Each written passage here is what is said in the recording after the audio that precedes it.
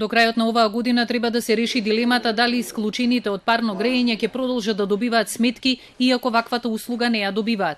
Иако владата им вети дека во оваа грејна сезона тие ќе бидат ослободени од ваквата обврска, допрва ќе се подготвува правилник. Првиот човек на регулаторната комисија за енергетика Марко Бислимовски вели дека додека не се состават правилата, не може со сигурност да се тврди дали во иднина исклучените ќе плаќаат или не.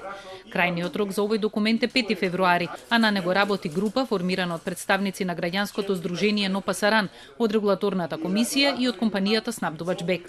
Постоечката методологија налага секој корисник да плаќа фиксен надоместок. Незадоволството кај представниците од Но Пасаран е тоа што плаќаат за фиксниот надоместок за секој стан.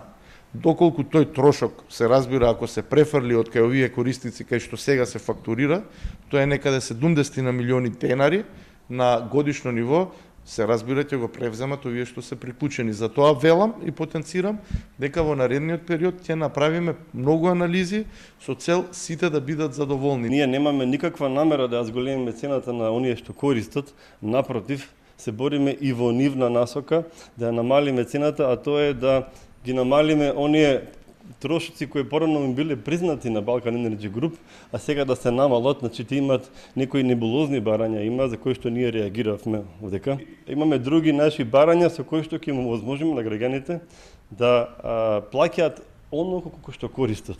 Според бројките на Но Пасаран, со овој проблем се соочуваат околу 12.000 фамилии во Скопје. Голем дел од нив имаат блокирани сметки и водат долги судски процеси во обид да докажат дека ни станот не им поминуваат никакви цевки и дека од никаде не добиваат топлинска енергија. Во обид да најдат решение, тие 200 саботи поред или 3,5 години протестираат пред просториите на регулаторната комисија.